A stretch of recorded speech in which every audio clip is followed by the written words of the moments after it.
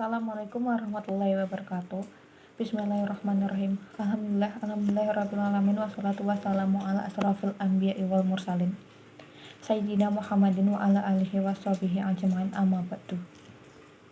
Pertama-tama, marilah kita semua panjatkan puja dan puji syukur atas kehadirat Allah SWT. Berkat ridhonya, saya bisa mengerjakan tugas ulangan akhir semester 1 dari Bapak Najib dengan sehat walafiat untuk mengerjakan tugasnya. Tak lupa sholawat serta salam semoga terlimpah curahkan kepada junjungan kita Nabi Muhammad SAW. Mudah-mudahan kita semua akan mendapatkan syafaatnya di yaumil jaza nanti. Amin amin ya rabbal alamin. Kemudian saya ingin menjabarkan sedikit tentang janji.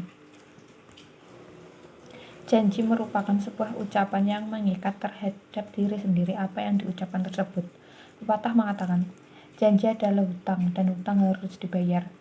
Artinya bahwa janji adalah sebuah ucapan yang harus ditepati, karenanya itu dilarang untuk mengobrol janji yang pada akhirnya tidak dapat ditepati.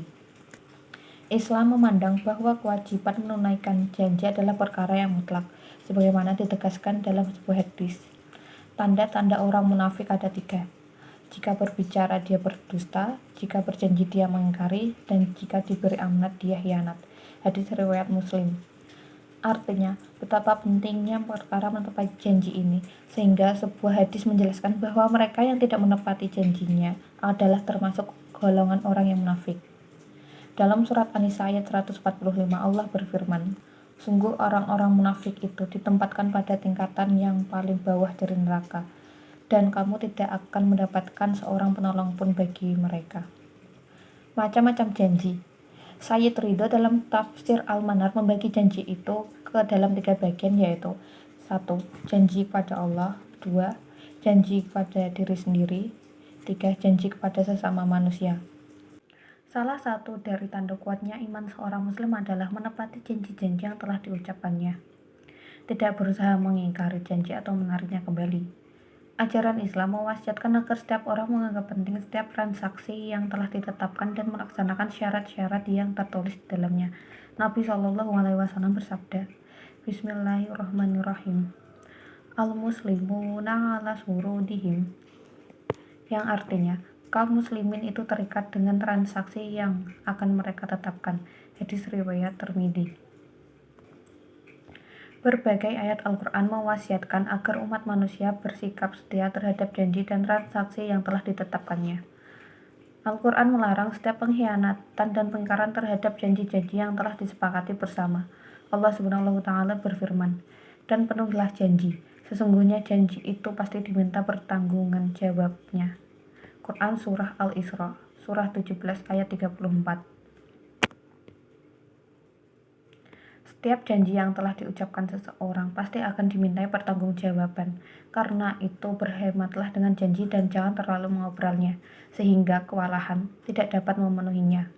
Masih berkaitan dengan janji, dalam surat An-Nahl disebutkan, dan tepatilah perjanjian dengan Allah apabila kamu berjanji dan janganlah kamu membatalkan sumpah-sumpahmu itu sesudah meneguhkannya.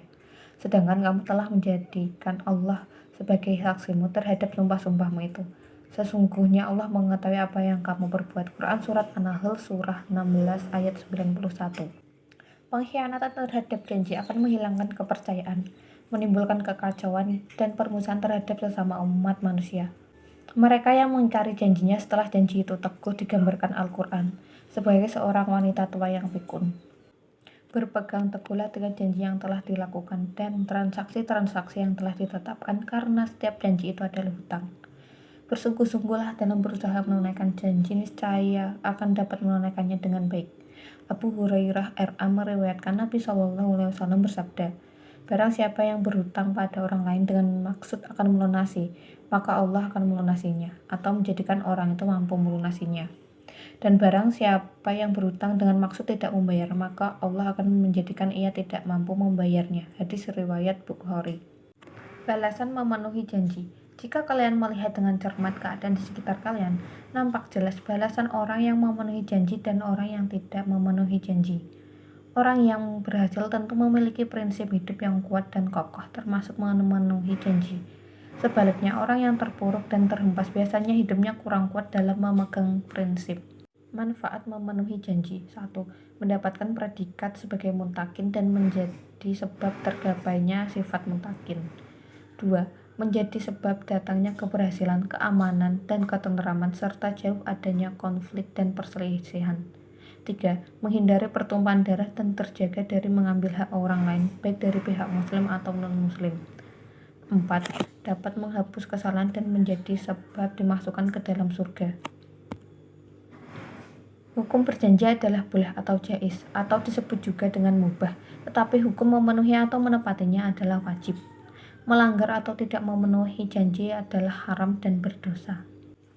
Dalam hal ini, sebenarnya terdapat beberapa hukum melanggar janji dalam Islam, namun harus memenuhi ketentuan yang ditetapkan. Berikut 7 hukum melanggar janji dalam Islam. 1. Diperbolehkan tidak ditepati atau wajib tidak dipenuhi. Sebagaimana sifat manusia yang sangat dekat dengan perbuatan tercela, kadang secara spontan dapat mengucapkan janji yang dapat membawa kepada hal yang tercela. Seperti misalnya janji untuk mencontek saat ulangan, mengajak ke klub atau diskotik, dan hal-hal yang berbau tindak kemaksiatan. Dalam hal ini, maka hukum melanggar janji ialah diperbolehkan untuk tidak ditunaikan. Hal ini berdasarkan kaidah syara. Setiap sesuatu yang mengantarkan kepada yang haram maka hukumnya haram. 2. Sunnah untuk tidak memenuhinya. Dalam hal ini, sebagai contoh, Anda berjanji jika lolos perguruan tinggi maka Anda akan mencari kerja part-time. Namun ternyata Anda tidak jadi lolos perguruan tinggi, sehingga Anda harus mengubah rencana awal Anda dan memilih untuk bekerja secara full-time.